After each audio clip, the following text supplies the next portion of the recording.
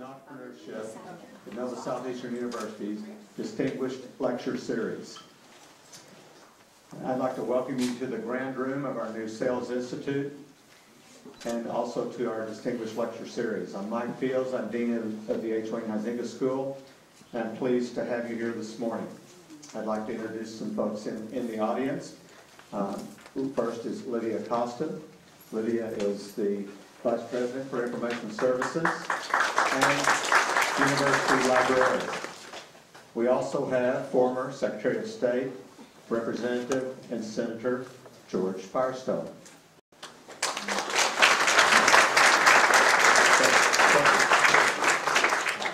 And in the audience as well is Special Agent Cassandra Joseph from the FBI.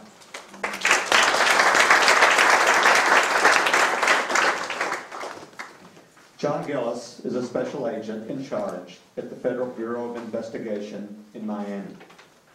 He entered duty with the FBI in 1983 as a financial analyst and became a special agent in 1985. After completing his training at Quantico, Virginia, he investigated white-collar crime and public corruption matters for the Albany, New York division. In 1997, he was promoted to Supervisory Special Agent, and in 2002 became Unit Chief of the Financial Institution Fraud Unit. In 2004, Gillies became Assistant Agent in charge of the Detroit Division, and in May 2006 returned to FBI headquarters as Section Chief of Violent Crimes for the Criminal Investigative Division. After serving as Special Agent in charge of the St. Louis Division, he was appointed to Miami Division in September of 2009. His responsibilities include violent crimes, crimes against children, and crimes in Indian country, special jurisdiction crimes, and transportation crimes. Born in Chicago, Illinois, Special Agent in charge Gillies received his BS degree in Accounting and Business Administration from Illinois State University. He is a frequent instructor to law enforcement, civic, and private sector organizations. He is also taught at the International Law Enforcement Academy in Bangkok, Thailand, and at the Middle Eastern Law Enforcement Training Center in Dubai. John's lecture this morning is Corruption, Ethics, and the Effect of Business Environment. Please help me in welcoming Special Agent in charge, John Gillies.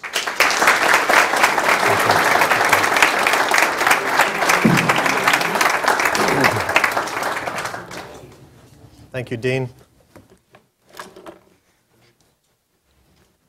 Well, I'm pleased to be here this morning. Actually honored to be here this morning that I was selected to come and be a part of this distinguished speaker series.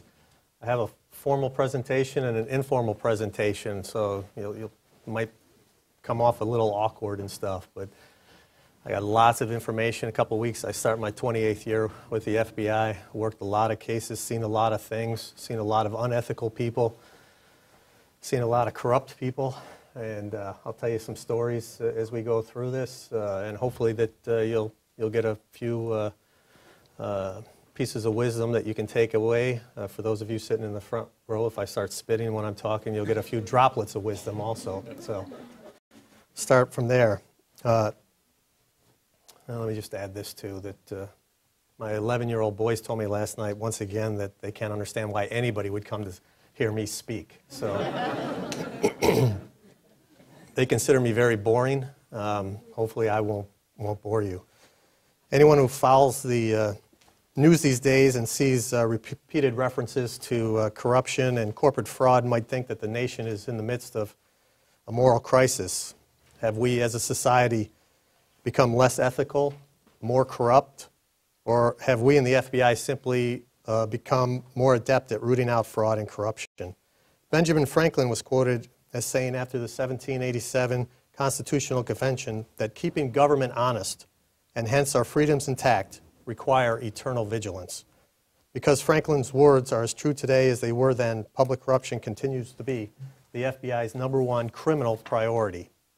The FBI recognizes that fighting public corruption is vital to preserving our democracy and to maintaining our credibility overseas. Whether in the back of a squad car, at a border crossing, in a courtroom, or along the halls of Congress, our public officials must carry out their duties in a just and legal manner. Corruption, in one form or another, is nothing new. The so-called robber barons of the industrial age cheated each other, their competitors, and their consumers. During Prohibition, public officials who decried the vices of liquor by day were bootlegging by night.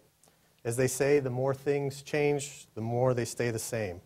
The robber barons of today have brought a laundry list of corporations to ruin. Billions of dollars lost, thousands of shareholders victimized, and pension funds destroyed.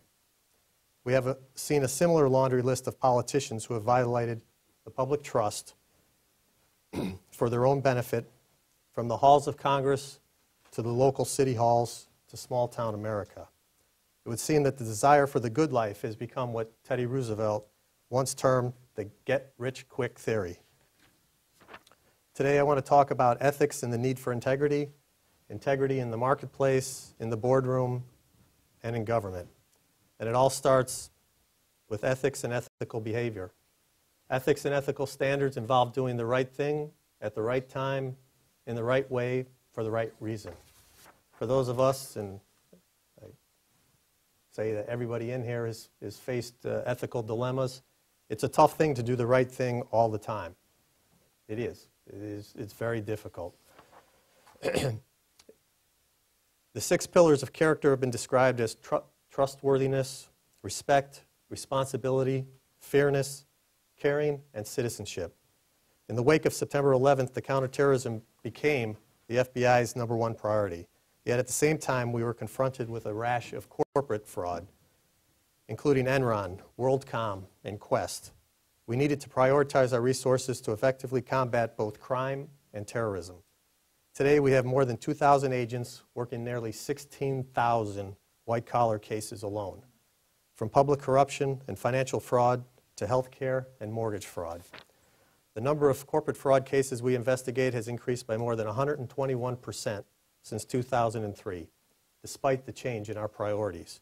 We obtained more than 319 corporate fraud and insider trading convictions in the past 2 years. In recent years, indictments were returned against employees of companies such as Goldman Sachs, Morgan Stanley, Credit Suisse, and UBS Securities.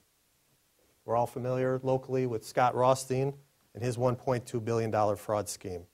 The City of Miramar Commissioner Fitzroy Salzman, Broward County School Board member Beverly Gallagher, all involved in illegal activities.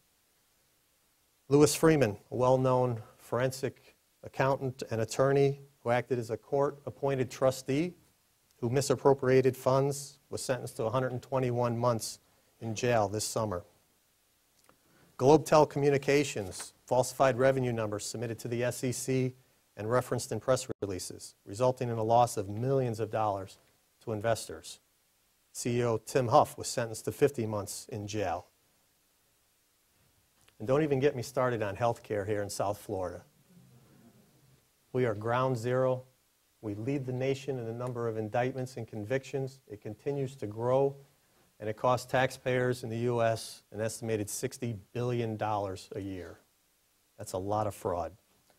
As Wall Street analysts would say, business is booming for the FBI.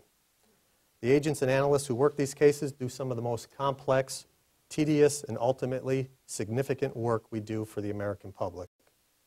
Setting aside the terrorism investigations, I think the public corruption work the FBI does is the best work in the FBI. But we do not hold the slightest pretense that we could do this without our larger team and the partners from the Securities and Exchange Commission, Postal Inspector Service, the IRS, and our other partners. Our success depends on these partnerships. We will likely see more corporate fraud cases as we move forward. And as the housing market continues with its problems, more financial misdeeds will no doubt come to light. As financier Warren Buffett said in his annual letter to shareholders several years ago, you only learn who has been swimming naked when the tide goes out, and what we are witnessing is an ugly sight. We are investigating more than 1,300 individual mortgage fraud matters.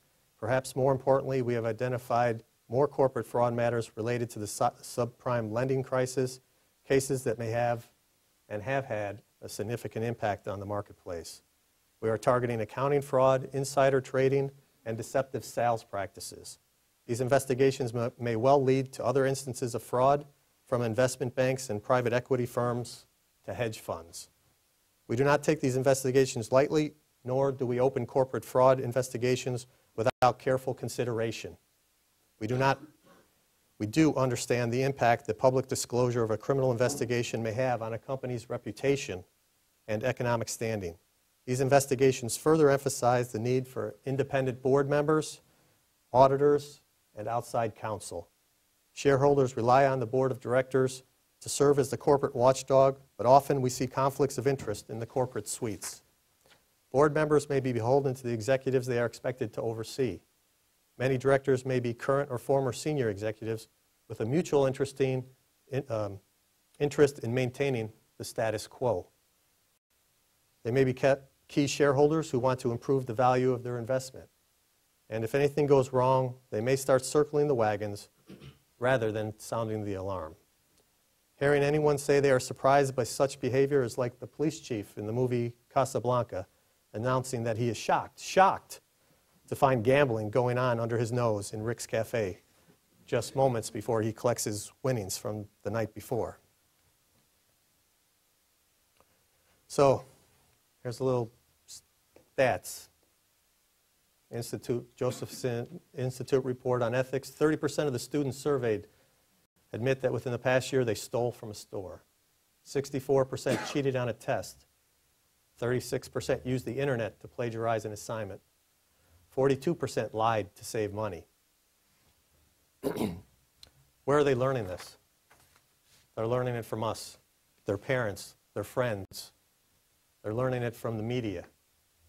When they see business executives and politicians corrupt their offices, do misdeeds, they get the impression that it's okay because they watch us do it. Interestingly, 93% of those students surveyed think that they acted or act ethically and that their way of life is okay. That's amazing when you see these statistics. And the statistics are getting higher as the years go on. So the more that the students see it, the more that they think it's okay to achieve the ultimate goal, which is either to pass a test and get ahead, or to get a job, or just to make an extra buck. And when we talk about corruption and we talk about ethical lapses, I mean, we're really focusing on the money, right? Everybody wants more money. Those that have power want more power. And it's all encapsulated by greed. Because when I go after politicians, when I go after law enforcement officers, judges who've corrupted their offices, they already have education, they already have money, and they already have power. But it's never enough for them. And that's when that greed kicks in. And I'll talk a little bit more about that in a minute. As we all understand, it is better for a company to self-report and remediate its own wrongdoing before the FBI and the Department of Justice gets involved. Executives who let the situation escalate to the point of a sudden restatement and a resulting loss of shareholder confidence often do greater harm to the companies they are trying to protect than if they had exercised early intervention. So let's take a look at confidence in institutions. You can see that the stats over the past 5 years have remained fairly steady. Well, maybe Congress is doing worse than they would like.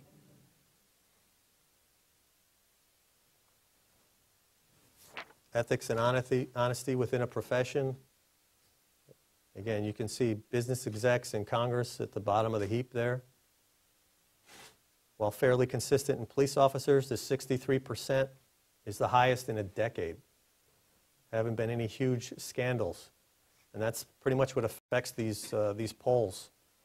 You see the clergy down to 50%. You would think by a profession that they would be a lot higher. But certainly the negative effects of what's happened with the priests in the United States and overseas certainly had a huge impact on that. But from this, you can see that most people believe that business executives and politicians are not ethical and therefore are corrupt. Executives who could rationalize every bad decision, they would say it was business as usual, that they were acting in the best interest of the company, giving financial constraints and the pressures of running a business. Rationalization. I'm going to get to that in a minute. I investigated executives, police officers, judges, and politicians who did not start out intending to break the law. They would argue that they were playing by the same rules as everyone else. They began to believe their own explanations. But it is a slippery slope from behavior that skirts ethical or legal boundaries to behavior that crosses the line completely. It calls to mind the saying, if you jump out of a window on the 100th floor and things seem to be going good as you pass the 40th floor, that doesn't mean that you don't have a big problem coming up. Rationalization will not provide padding when you hit the pavement.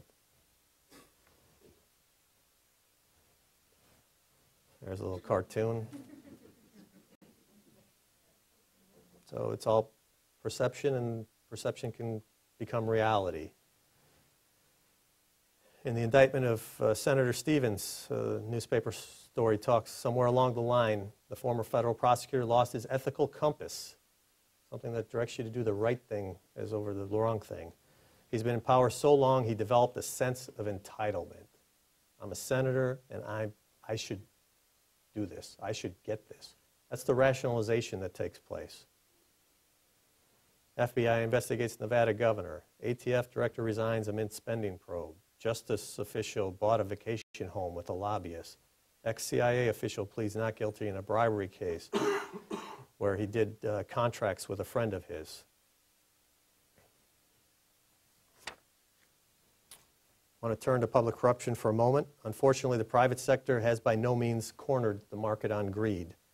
Public corruption, as I mentioned earlier, is our top criminal priority for the simple reason that it is different from the other crimes that we investigate. Corruption does not merely strike at the heart of good government, it may strike at the security of our communities. The vast majority of public officials are honest in their work. They are committed to serving their fellow citizens. Unfortunately, some have abused that public service and therefore the public's trust.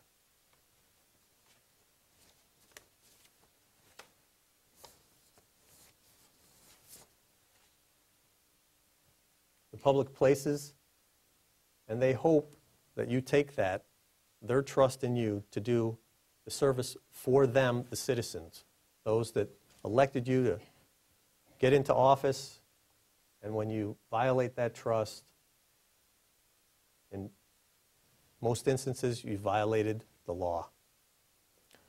We have approximately 3,500 pending public corruption investigations, an increase of more than 29% in the last 5 years. We also have increased 22% more agents working cases in public corruption matters. It's a significant problem.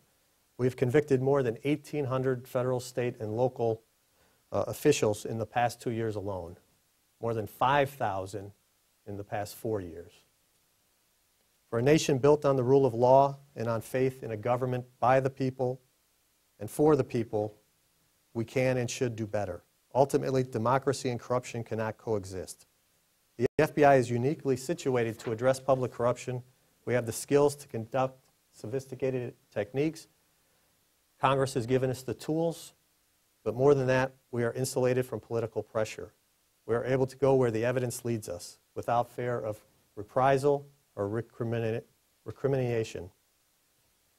Many of our investigations are well known. Others may be familiar only to local residents, but they are no less important. For example, state correctional officers pled guilty recently to what they believed were protecting shipments of drugs for drug dealers. If you're willing to sell your oath and your honor for drug money, where does one draw the line? For the right price, would such individuals permit terrorist operatives to enter the country? In the end, it does not matter if the corruption is national or local. It does not matter if it involves millions of dollars or hundreds of dollars. There is no level of acceptable corruption. The violation of trust is the same. The damage to the taxpayers is the same. People are amazed when we bring cases down against politicians and they hear that they've only accepted $2,500 in bribes. Again, as I just stated, it's not the amount that matters. It's the fact that they were willing to sell their office, whether it was for a couple $100s or millions of dollars. We must continue to dedicate the resources necessary to investigate public corruption, for if we in the FBI do not do such cases, who will? 7 years of college down the drain. All right, just a joke. Just a joke.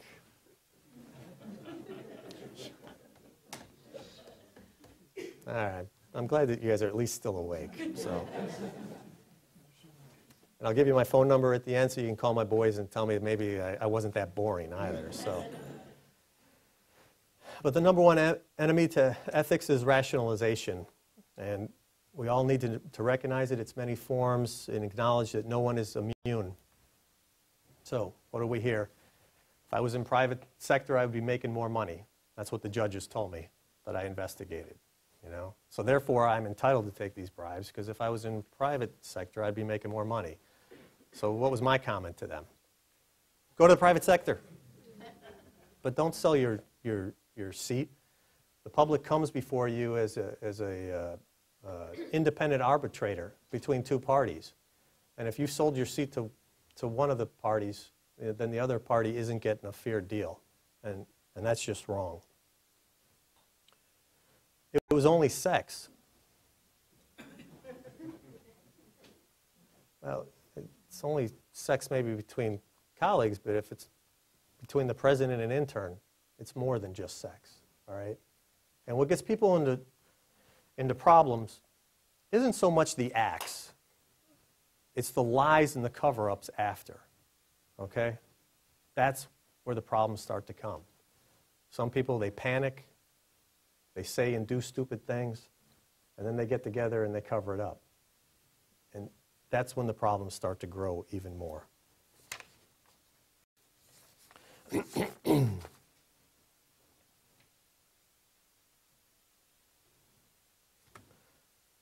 So for those of you who've heard me speak before, if you have, I always reference this case because it had everything in there. It had ethical lapses, it had greed, it had corruption. These were 3 California Superior Court judges, and basically they all sold their office to a civil attorney who bribed them. Some of the bribes in the beginning might have been subtle, but at the end of the day, and the analogy I like to use, because I think he probably would have won most of the cases that he took, but it would be like me playing Michael Jordan in basketball. Michael Jordan would beat me 100% of the time. But just to ensure that he beat me 100% of the time, he bribed the refs. That's pretty much what went on here, okay? To a point where the attorney, how many attorneys are in here today? A couple, right? He would go into the jury rooms early in the morning and bring them donuts and coffee and juice and bagels and stuff. Now, did the jury think anything of it at the time? Absolutely not. They weren't thinking anything of it. Here's this nice guy who's bringing this food every morning, okay? But there's corruption going on there. Because when they walk into the courtroom to sit as a jury on a case, one of the parties is the guy that's bringing them food every day. He knows what he's doing, right? So they see him as the good guy. After one of the cases before Judge Malkus, he stands up and before they get to the closing arguments, and it's about lunchtime, and he says, you know, Your Honor, I think this is the best jury we've ever had. And if you have no objection, Your Honor, I'd like to take the jury out to lunch. So he pulls out his gold credit card and holds it up and says, no objection, gives the gold credit card to the bailiff, and the bailiff takes the jury to lunch on the attorney's behalf. So I asked the bailiff, so what did you guys discuss at lunch? He goes, you know what we discussed. We discussed what a great guy the attorney was. So obviously I interviewed the opposing party, right, the attorney there, and said, now why didn't you jump out of your seat, right, and call for a mistrial? And his response? He didn't want to look cheap to the jury. All right. If that was my attorney, do you think I just got the best representation? No. Did he have an ethical lapse? He did, because he didn't want to look cheap to the jury. He'd already lost, all right? Because the other guy's taking the jury to lunch. And the judge, he's the one who should have been handling all this, right? But he did absolutely nothing. He sat completely quiet. And that's because the attorney was bribing him. Now, Michael Greer, he was the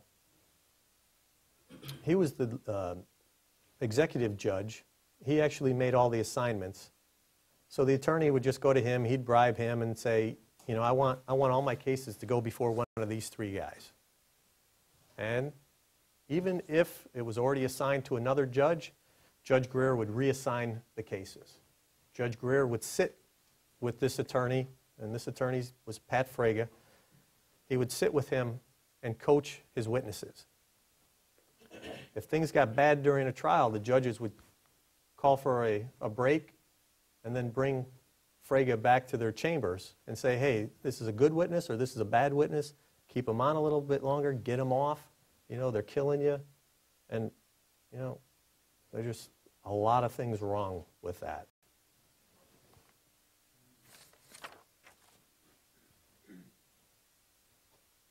Talk about a few other cases. By the way, the bailiff that took them out to lunch, he had his own ethical problems.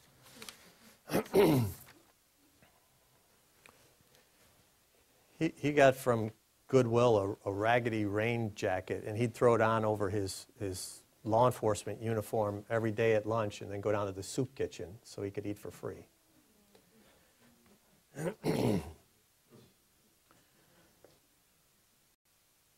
Now, I'm in a dilemma because this guy's got to be one of my witnesses.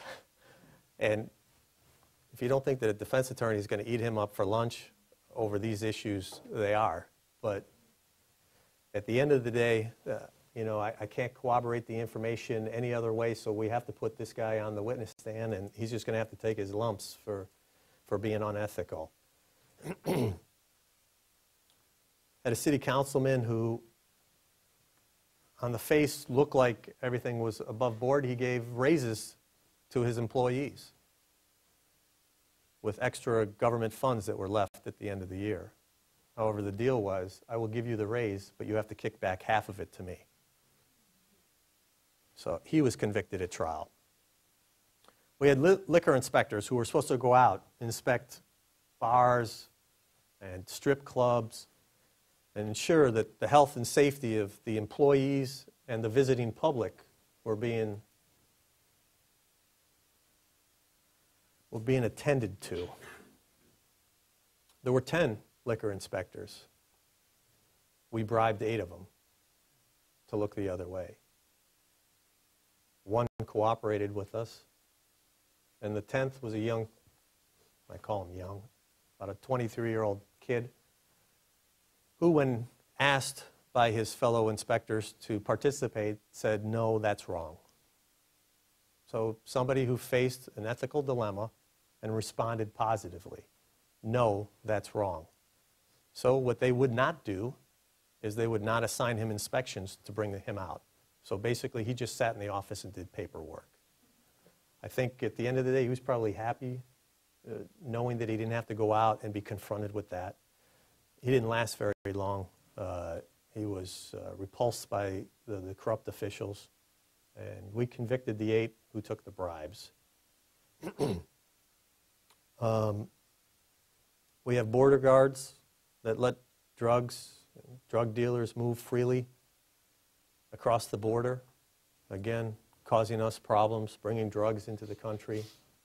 And we have law enforcement officers who, for one reason or another, are willing to sell their office and tarnish the reputation of all the good law enforcement officers that are working diligently day in and day out to protect us by doing bad things. I can get this to work, I'm going to show you a video.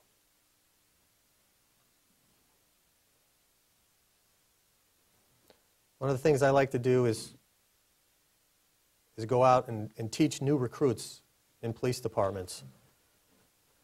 And it's one thing for the FBI to stand before you and tell you don't do wrong. You know, if you do wrong, bad things are going to happen to you. So we had a case in Detroit where we investigated, indicted, and convicted a number of police officers. And they agreed to sit down and talk why they did it to us. I'm going to show you a short version, some outtakes of that. And then I'll make some comments.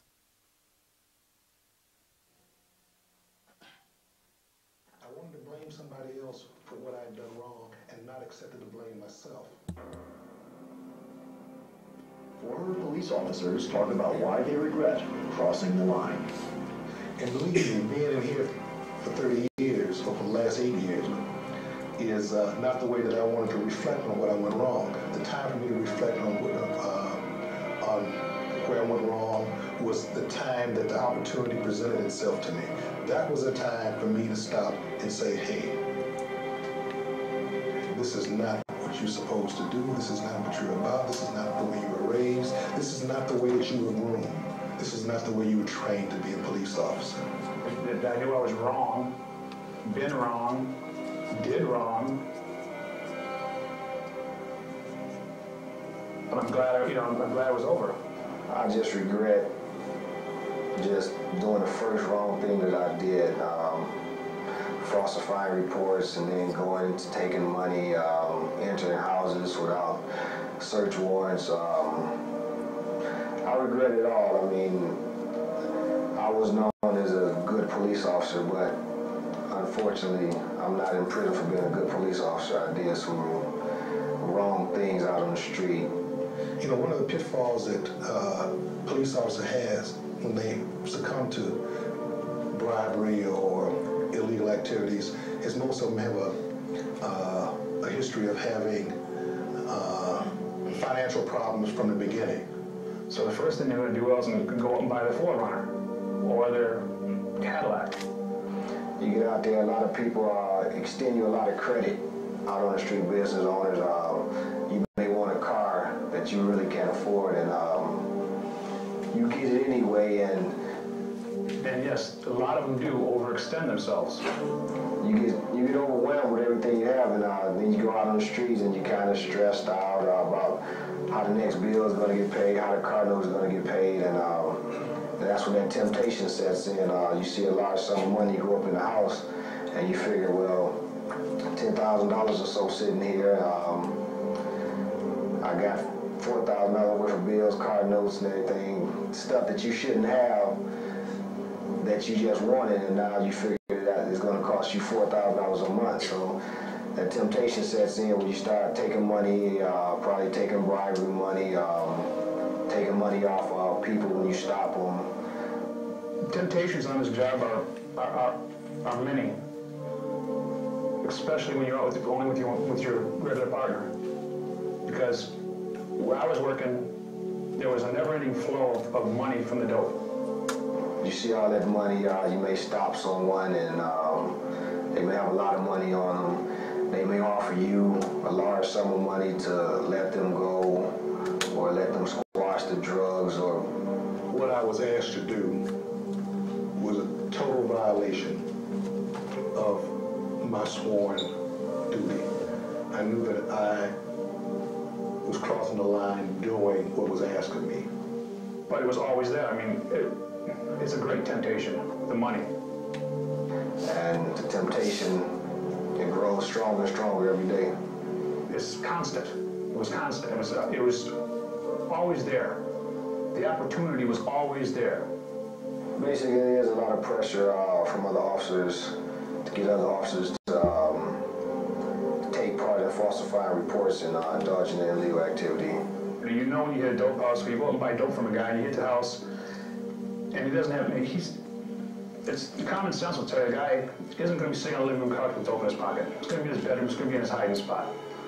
So you find the dope, and you have to move the dope to him if you're going to get a case. That, I hate to say it, was a common practice. To make a case, you'd have to perjure.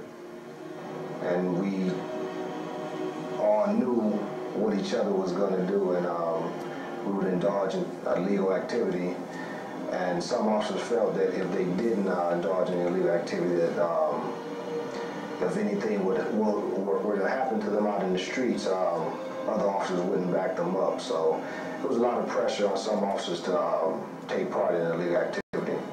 What caused me to step over that line was, I want to blame greed on it, but it was stupidity. Stupid. I didn't think about myself. I didn't think about my family. I didn't think about my job. I just did not think. I reacted to a large amount of money, which put me in that category, in the greedy category. And once you do that, you lose sight of everything else. I lost sight by not saying no, and not thinking about what was happening. I did not really stop and think about the consequences of what I was doing. Did I think about the consequences? Fully, no. I worried about being caught, naturally, but I tried to separate that from the arrest. Arrest never entered my mind. I never thought about being arrested, handcuffed, taken to court, tried, convicted, and sent to prison. Never fazed me, never crossed my mind at all. After my initial arrest, it took me a week to get my head back on straight because of the shock and the humiliation to my family and my friends and my coworkers. My daughter's out there without the guidance of a father figure. And it's hard on her because she's 3 years old. She doesn't understand really what's going on. I'd like to get back and see my sons before they're 20. And it hurt my family tremendously. I'm here in prison, they're on the streets. Police officers should be held to a higher standard. Because when we take that oath to uphold the law and to enforce it, society invests in us the authority to do a little bit more. It's a different ballgame going to the federal court. The rules are not the same. But once I appeared in federal court, it was a big shock to me because I've never been in trouble my whole life. As a juvenile, I've never been in trouble. And to be facing criminal charges, at first you don't believe it. The feds play hardball.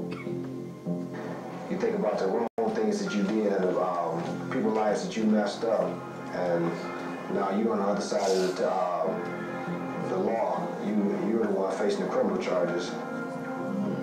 You cannot expect any consideration just because you are a police officer.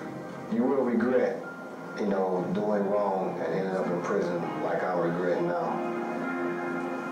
Know that police work is right for you when you go into it. Stay focused and don't let nothing sway you from what's right and what's wrong. Nothing. I hope whoever's watching this tape don't get involved and be like me. But you play, you pay. And it's nobody's fault but my own. The only thing that I ask of anybody if they decide to cross that line for that pot of gold is to think about Jimmy Harris. Always keep what happened to me in the back of your mind because you're going to get caught and you're not going to get away with it.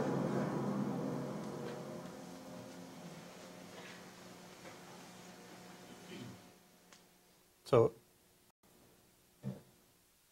every time I still watch this, and when I'm given the training, I still get moved by the fact that anybody who is in a recruit class and watches these officers talk about this could actually cross that line after doing that. Because here are guys who cross the line. They talk about how it's not only affected them, who cares, but the effect on their families. The The one officer said, you play, you pay. That's exactly right. You're going to pay the price. And I'll give you a quote at the end of my presentation to sum that all up. At the end of the day, if you're doing it for the bigger the house, the nicer car, the jet skis, or whatever else it may be, just understand we're going to take all that away from you. So at the end of the day, you're going to have nothing and you're going to go to jail. And then you have to decide whether it was really worth it.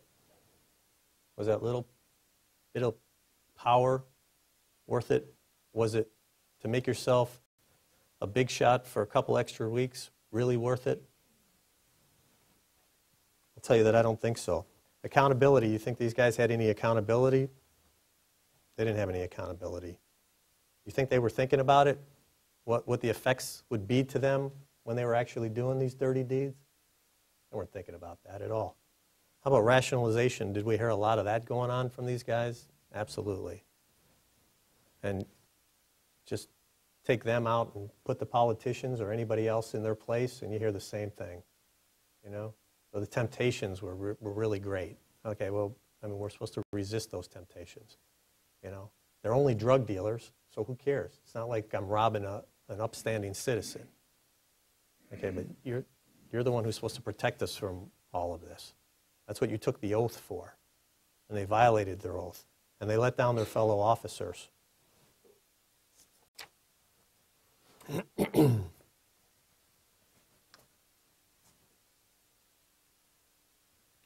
are a number of ethical decision-making tools that are out there. Here are some of them. And basically all have the same bottom line, which is got to ask yourself several questions. One, if we look at the bell, book, and candle, does the decision or actions that I'm about to undertake sound right? Does it sound ethical? Will it make me feel good? Book, does the decision violate any written laws, rules, policies? And then candle, how will the decision look when exposed to the light of day? If your family members, if your friends, if your colleagues were to be aware of the action that you're taking, would you feel good about it? You run through these pretty quick, you probably get a good answer. Most of you have good gut instincts to know whether what is right or what is wrong. Some are motivated, again, by the money, the power, or the greed, and they let that weigh over anything else. It's not just a U.S. problem. There's an educational campaign in Indonesia where they said bribes are to be paid for almost everything in life: getting your identity card in a reasonable amount of time, passing your driving test, avoiding a parking ticket, even getting into the police department. Here in Cameroon and Africa, public hospitals, patients say they have to put money in the doctor's consultation book before they're attended to. And in some schools, a student cannot pass an exam without bribing the teacher. It's all corruption, and all with ethical lapses. I tell cops, nobody ever gave you something for nothing. So if somebody ever wants to offer a cop something, I always say just write them a letter to their boss saying that Sergeant Jones or Police Officer Smith, did an outstanding job, helped the community, and it goes in their file. And yeah, maybe at the end of 20 years, all they have is a big stack of letters. Remember what the one police officer said. He was a good police officer. Anybody going to remember him for being a good police officer? No. Nobody going to remember that. Contrasts. I always contrast corruption in Detroit and Chicago. Corruption in Detroit, at the end of the day, Detroit politicians don't think they have to show the citizens anything. So they just steal the money. In Chicago, a little smarter. I think they've been at it a little bit longer. They know at the end of the day they got to show the citizens something. So if they're going to take $1 million bribe for build a bridge or a new road and stuff like that, they're going to build the bridge or the new road. In Detroit, there's not going to be any new road. They still have dirt roads in Detroit. It's amazing. A little contrast of what corruption in different parts of the country. I showed you the video. What's the impact of public corruption? Well, it can impact how well our neighborhoods, cities, and borders are protected, to verdicts handed down in courts of law, and to the quality of our roads, schools, and hospitals. So the person who's bribing the contractor, or the contractor bribing the politician to get the job done, you know, at the end of the day, it's still about the bottom line. The bottom line is about profit. So maybe they don't put enough water or enough sand in the cement for the road. And therefore, the road may last a few months, but then potholes start to form. Maybe they're supposed to put 100 rivets into that bridge pylon. Maybe they only put 98. Is that bridge any more safe now? And what if they've bribed the inspector to look the other way? The inspector who's supposed to inspect that bridge to ensure that there's 100 rivets on that, but they're not there because he got bribed. So you don't find out until the bridge collapses. And then somebody does the investigation on that and find out that there were only 98. There were supposed to be 100. What happened to the others? That's how corruption impacts us.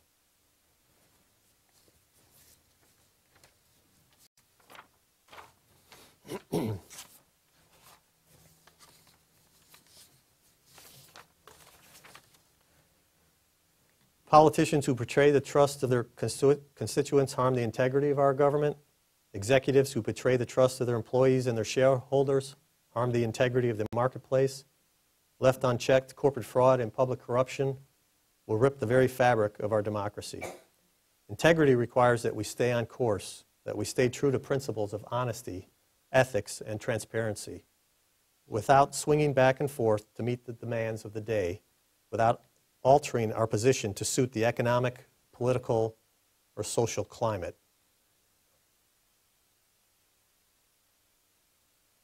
So what are the effects on businesses and you?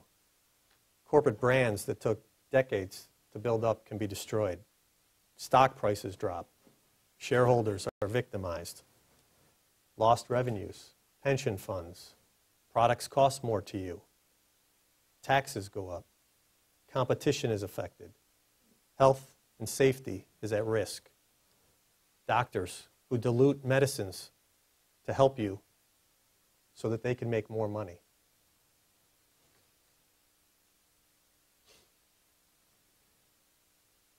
Employees get terminated as a result because it's about the bottom line.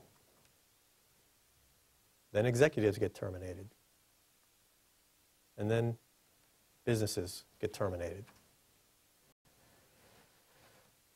Now, in the corporate fraud world, we had a business that went out of existence. But I always argue with the prosecutors that the business, let's just call it ABC business, really didn't do anything wrong. It's the people within the business that did the wrong. So I get the charging of the company for civil penalties, but those that should be charged for criminal are the employees, the executives that actually did the wrongdoing, had the ethical lapses, and committed the criminal offenses.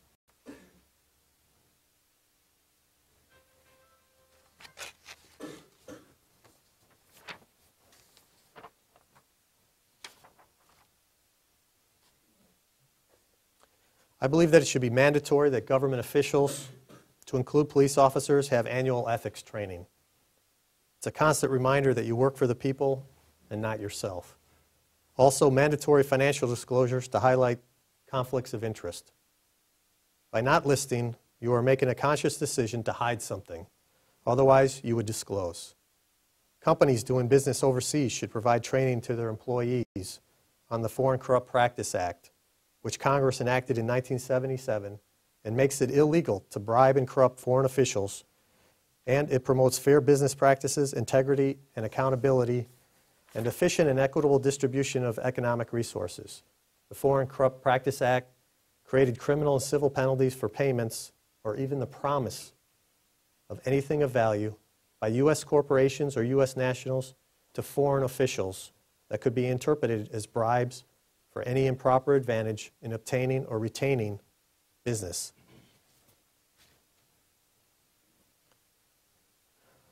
I go under annual ethics training.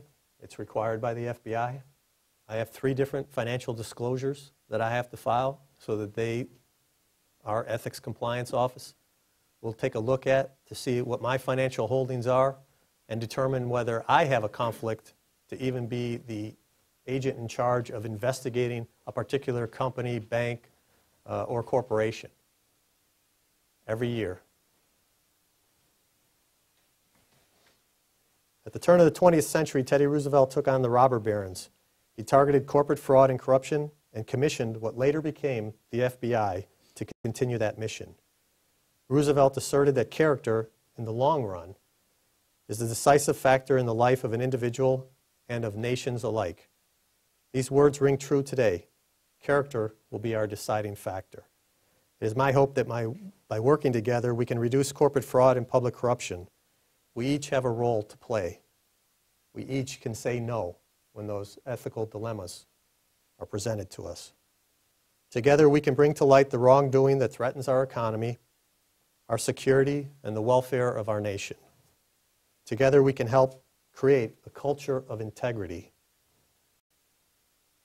So in conclusion, I leave you with a few thoughts.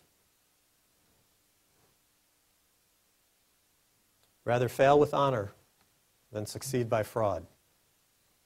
Socrates. Crime pays or there wouldn't be any crime. G. Gordon Liddy.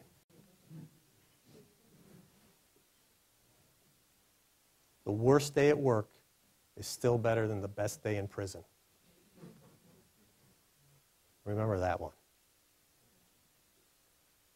And what we hear from all the criminals, didn't do it, nobody saw me do it, can't prove anything. Bart Simpson. All right, I think I have time to open it up for questions if anybody's got anything. All right, I'm just kidding. You can actually ask a question. Anybody? Come on, somebody's got a question. Sir.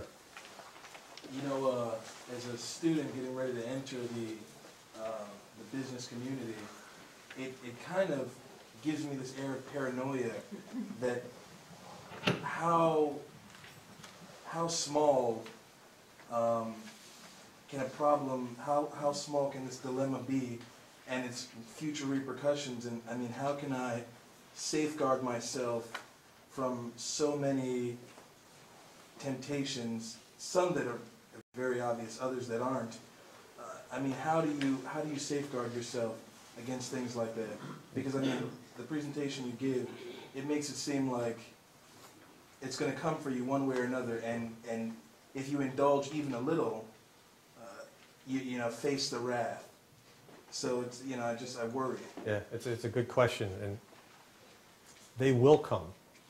And so just being aware that you will be confronted with situations. It's what you do when you're confronted that will speak to the type of person that your parents hoped you would be and the character that you have built up inside.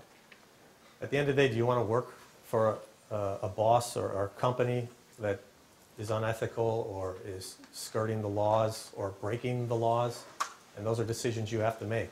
Whether you go ahead and put yourself in jeopardy of possibly going to jail because you just went along with what the culture was within that company. And as I started out by saying, it's not easy doing the right thing, okay?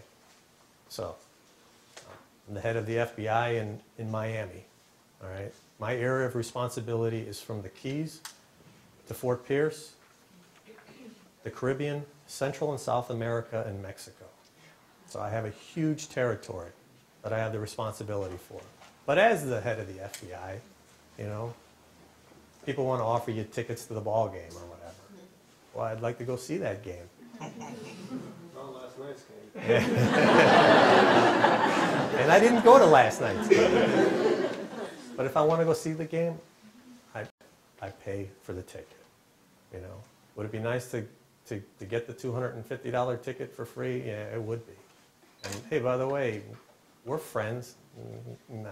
I mean, why would you be my friend if you're really not my friend? And offer me $250 tickets. Somewhere down the line, you're going to want something. It's the one quote that I put up there. Nobody gave a cop something for nothing. And that includes me, the head of the FBI. So I tend to pay for all my own lunches and stuff. I know I offend people. Government gift laws permit me to accept a gift up to $20.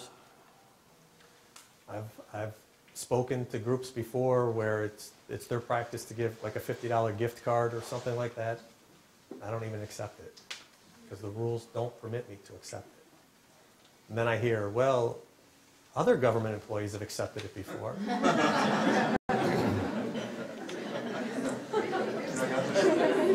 Let me just make a note of that. Yeah. And who were they? Yeah. Again, I have to operate under what my parents instilled in me, what the FBI expects from me, and I don't want to say that I don't worry about the other people because I may be investigating those people, but it becomes the perception now. Well, some of these government employees took these $50 gift cards or whatever, and I'm sure it was just a nice gesture by the organization to recognize the fact that they came and spoke before there. So I'm not saying there's nothing wrong with them offering that gift card. However, the employee has the responsibility to understand what their ethics rules are and what's permitted. So had they offered him a $20 gift card or me a $20 gift card, then by government ethics rules, I could have accepted that. However, I don't accept it. So I tend to just give it back, donate it to the local charity, do whatever you want to do. Some of the Rotaries and such will donate books or the local Fort Lauderdale Rotary donates, I think it's the local Rotary donates wheelchairs and stuff, So in my name for speaking to them, they'll donate a wheelchair to somebody. That's good. That's solid, And for law enforcement people, you just write that thank you note. Thank you very much. Your officer did a really good job. He came to the school. He joked with the kids and made a good presentation. Helped somebody across the street, whatever it may be. You will be confronted, and the true test will be what you do when you are confronted. Good question. Somebody over here, I think. Sir. What is the, lack of a better term, criteria that you use to investigate when stuff is brought to your attention? Because in South Florida, say we're all from around here, you see so many people do things, it's brought up, and nothing happens to them, it's never investigated, it's pushed aside, so they keep on doing it, and then that creates the mushroom that why should we turn in somebody for doing something wrong when nothing ever happens to them? You never see where they step in and do something. Okay. I get asked this question in different variations, so I'm going to answer it in different variations to include what you're saying. My position is that I tell everybody, report it, at least there's a record of it. So if you report something on individual X today, may not necessarily rise to the level that we can get involved, because I have thousands of investigations and I have to prioritize, okay? However, if I get a couple more complaints, now I'm looking at it from a different light, a different perspective.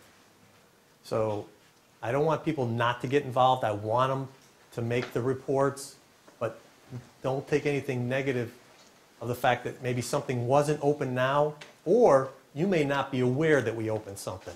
When we get into corruption investigations, or we're looking at corporations and stuff, we know the impact that we have if it becomes public that we're looking at somebody. And maybe at the end of the day, we can't prove. I'm not saying that something didn't happen, but we may not be able to prove in a court of law that something illegal happened and therefore we're unable to charge. But as a result, the company's not harmed, the shareholders aren't harmed, and The general public isn't. The flip side of that, another variation on that same question, is the fact that people come to me with, they've been victimized. And I agree, they've been victimized.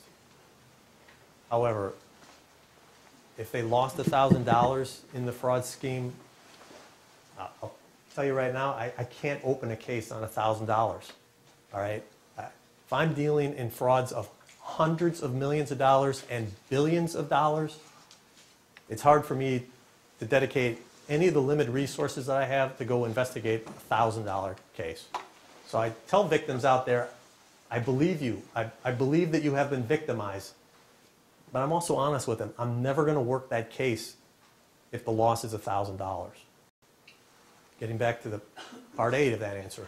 However, if 1,000 people were victimized of $1,000 and they all reported it, now my intelligence is going to show me that this is a significant problem going on. Now we're at $1 million. Now I'm going to at least take a look at it. And that's why it's important for people to report it. So today we may not do something. It may take tomorrow before we get involved. Most of the federal statutes we have are 5 years for an investigation to come. A number of the financial ones after the savings and loan crisis of the late 80s all got bumped up to 10-year statutes. We used to have to do RICO investigations to go back 10 years. Now Congress has given